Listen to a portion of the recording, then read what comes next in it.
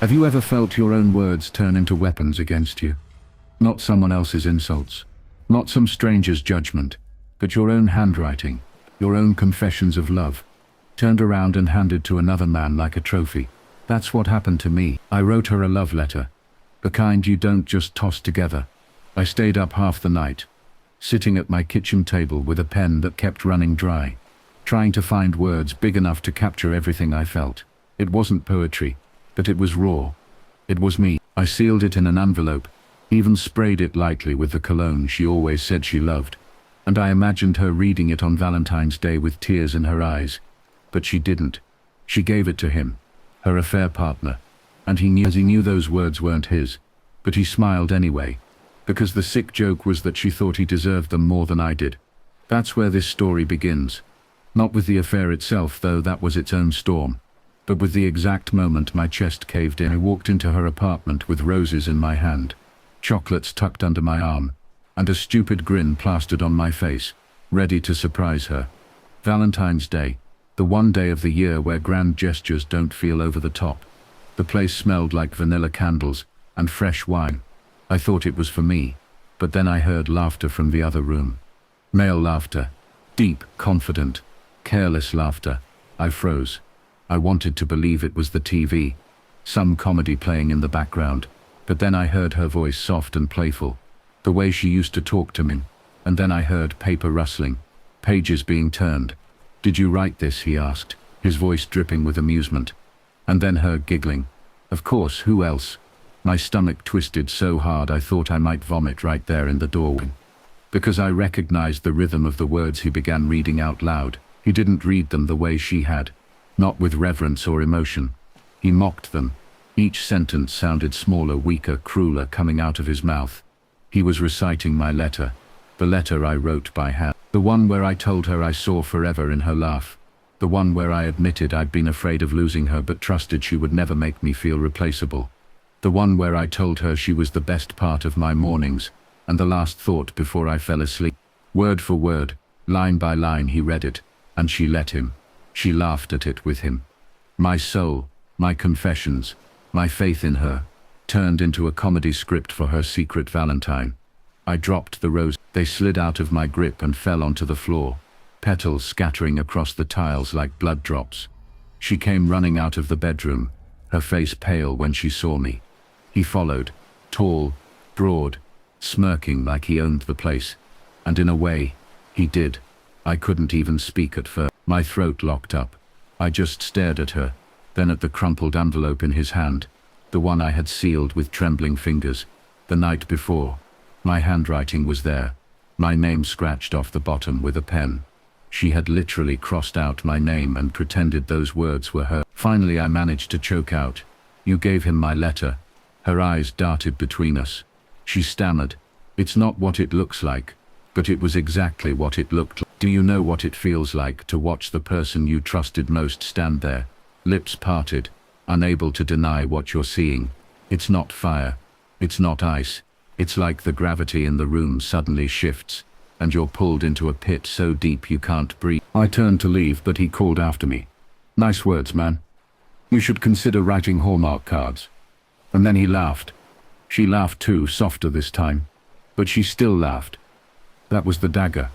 Not just the betrayal, but her standing beside him in the laughter. I stumbled out into the cold February night, the chocolate still tucked under my arm like a cruel joke I couldn't throw away. I walked for blocks, the city buzzing around me, people holding hands, kissing on corners, every storefront painted with red hearts. It felt like the whole world was mocking me. That night I didn't sleep. I sat at my desk, staring at a blank page. I thought about writing again, trying to pour the hurt into words the way I always had. But nothing came. My pen hovered and hovered, but the only thing I could think was, those words aren't safe anymore. The days that followed were a blur. She texted. She called. She even showed up once, knocking on my door, begging me to let her explain. But what explanation is there for taking something sacred and using it like that? It wasn't just cheating. It was desecration.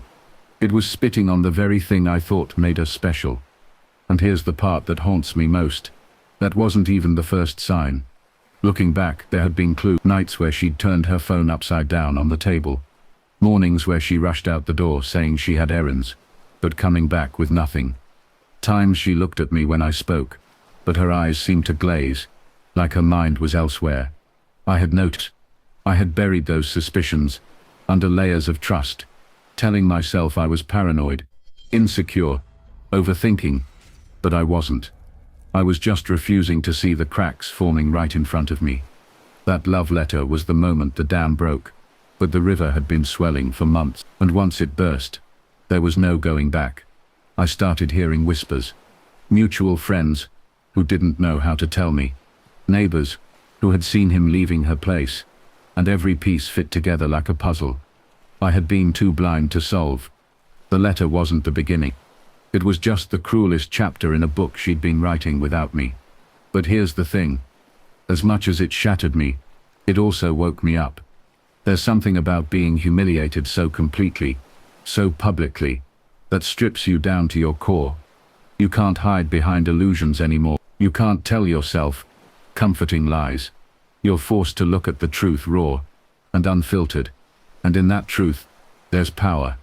Because if she could do that, if she could hand my love letter to someone else and laugh as he mocked it, then she was never the person I thought she was. And maybe, just maybe, the person I thought I was with her wasn't me either. That's where I'll pause for now. Because what came next wasn't just heartbreak. It was confrontation, revelation, and a kind of twisted closure I didn't see coming. When I tell you that walking away should have been the end, I mean it. Most people would have cut the cord clean, blocked her number, thrown out the reminders, and let time do its work.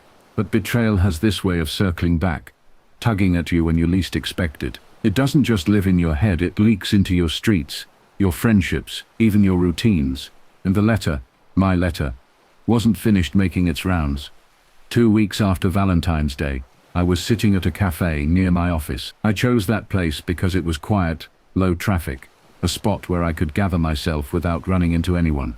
I had my coffee, a book in front of me that I wasn't really reading, when someone slid into the seat across from me. It was him, the affair partner, the guy who had mocked my handwriting out loud while she laughed beside him. He didn't even ask if the seat was taken. He just sat, smirk already plastered across his face like we were old friends. "You're a hell of a writer," he said, pulling something from his coat pocket. My stomach dropped before I even saw it. The envelope, the same envelope, creased now, handled too many times.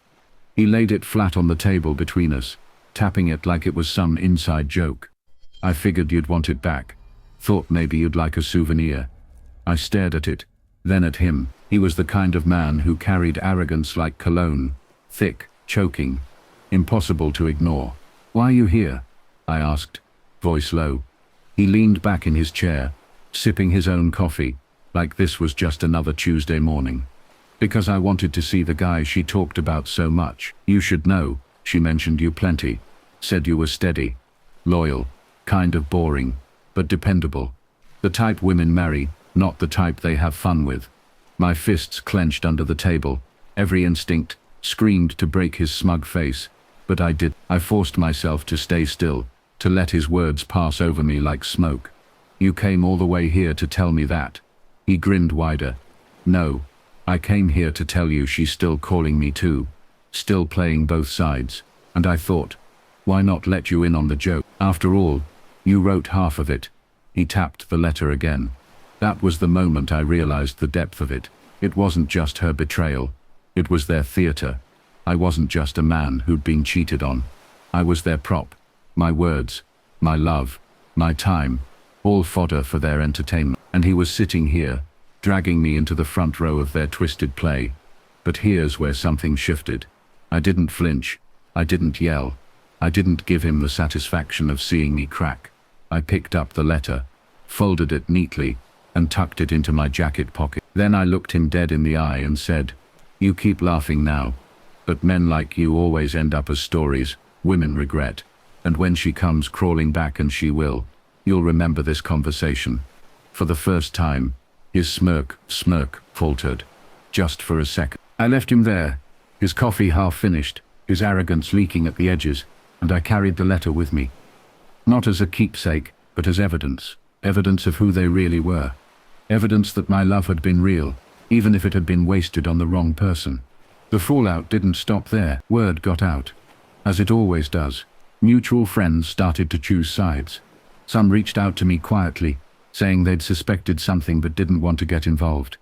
Others avoided me altogether, maybe because my pain reminded them how fragile trust really is. And then there were the whispers, at the gym, at the grocery store, in little social circles, about the guy whose girlfriend regifted his love letter.